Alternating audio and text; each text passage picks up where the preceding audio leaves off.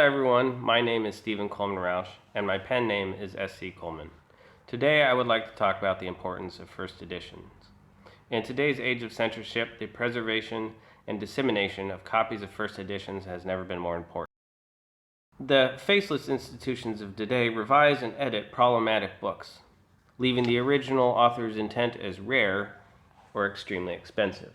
An example of the importance of first editions can be found in the Osage Indian Customs and Myths. This edition is revised, the first paperback edition published in 2005. The first edition was published in 1984 by Saiga Press. This edition went through multiple layers, including Saiga Press, the University of Alabama Press, Tuscaloosa, and Fire Ant Books.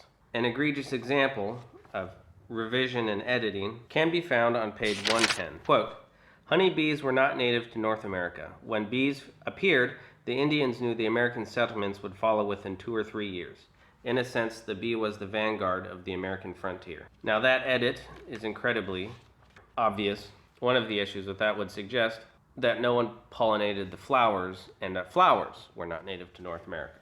While it does say that honeybees were not native, it goes on to say that when bees appeared, saying that bees in general were not native to North America.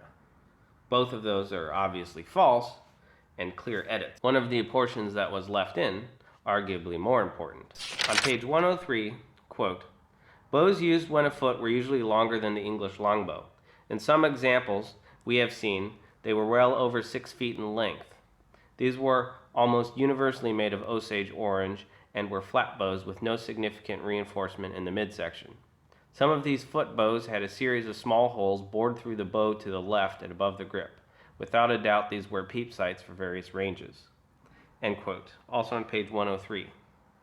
Now this particular section shows us where the peep sight for modern armaments comes from, and also contradicts a previous part in this book that said that the Osages did not have the ability to shoot long distance. A further example of the importance of first editions can be found in the Levantine Adventurer by Warren H. Lewis. This is a first American edition published in 1960, and this particular book was sent from Moira Sayer.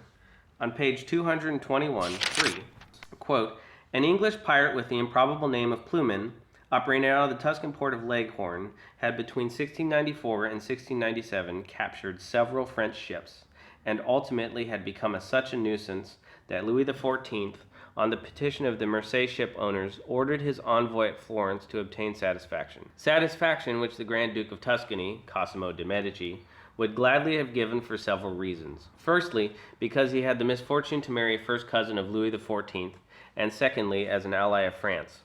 But chiefly because Plumin, though an Englishman by birth, had become a naturalized Tuscan and was acting in impudent defiance of the Grand Duke's authority. For he had been given leave to fit out his corsair in Tuscan port only on the strict understanding that he did not molest French shipping.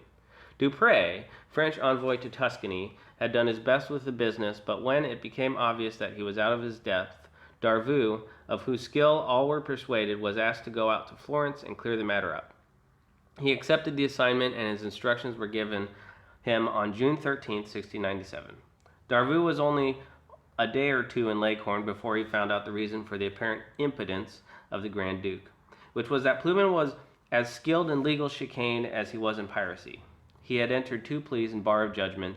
The particular point at issue was the seizure of 2 French merchantmen in 1696. Whilst England and France were at war, Plumin claimed that he was then an Englishman, acting as an English privateer, to which the Grand Ducal lawyers retorted that, on the contrary, he was a Tuscan, acting as an Italian pirate.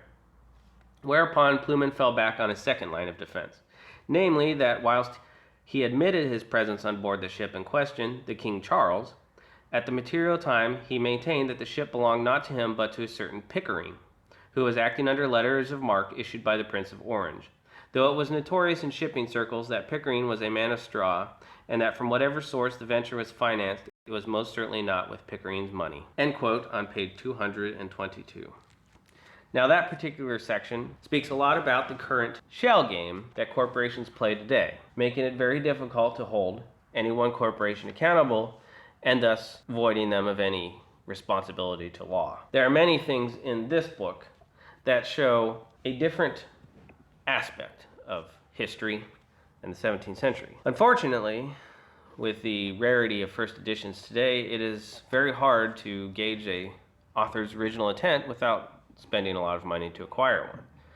Owen Barfield, a friend of Warren Lewis and a part of the Inklings group, which also included C.S. Lewis and J.R.R. Tolkien, has had his works revised and edited also, and first editions would be very useful. A way to establish a sort of modern, decentralized Library of Alexandria would be to buy first editions and photocopy the pages, publishing them after those books reach public domain, of course.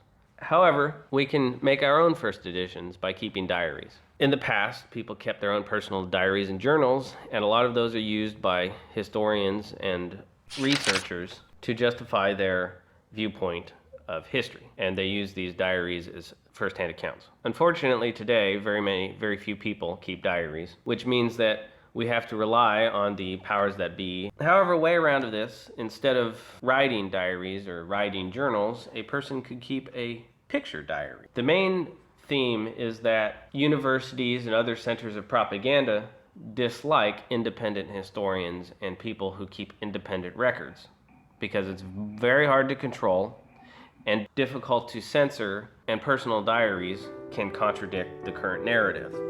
They don't like contradictions, so let's do that.